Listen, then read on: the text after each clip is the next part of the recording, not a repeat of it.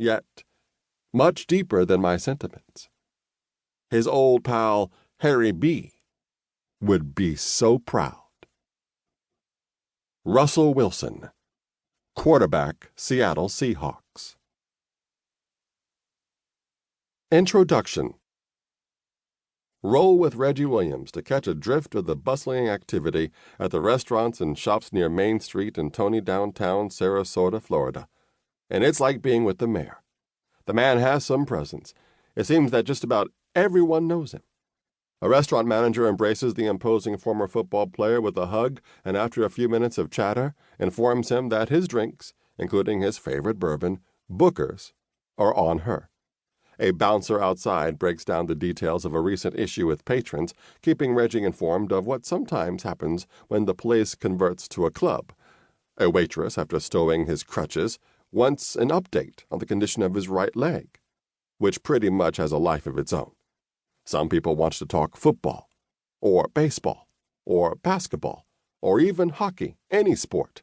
Some just shoot the breeze about their day-to-day issues, or they talk current domestic events.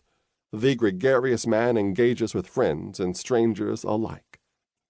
Williams, a divorced father of 3 adult sons, moved to this cultural mecca adjacent to Sarasota Bay in 2017, primarily because it felt right.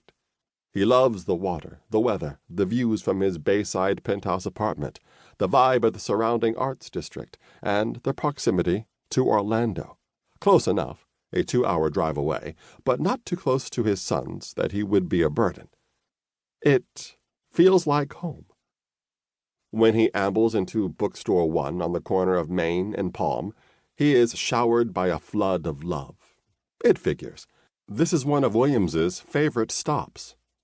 That he is walking, albeit gingerly, is significant enough, given all that he's been through in recent years to save his ravaged right leg. There are multiple threats of amputation, including one as recently as January 2019. 4 knee replacements and 27 surgeries.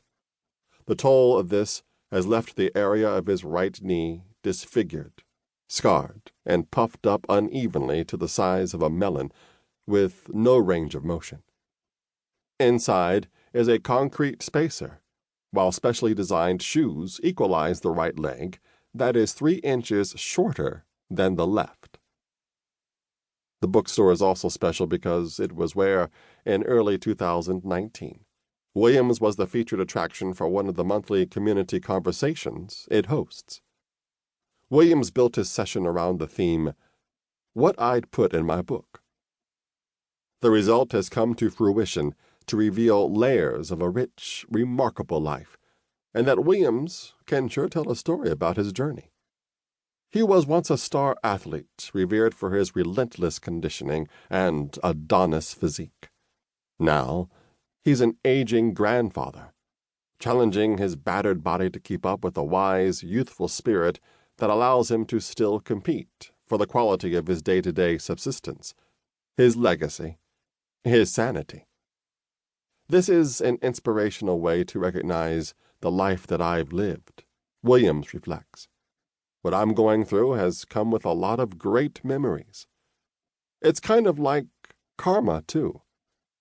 I used to go to the library as a kid and always wondered, what section will my book be in? Well, with his wide range of experiences, Williams's story isn't confined to one genre. Naturally, there's the backdrop of sports. He played 14 years in the National Football League as a linebacker with the Cincinnati Bengals, including starting assignments in 2 Super Bowls. He is an Ivy League legend, the greatest player in Dartmouth's history, and an inductee into the College Football Hall of Fame. But it's also about politics.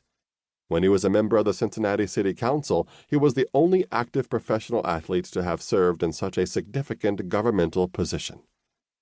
It is about business, too, given his role as an executive at Walt Disney World Resort in building the nation's preeminent youth sports facility, the ESPN Wide World of Sports complex.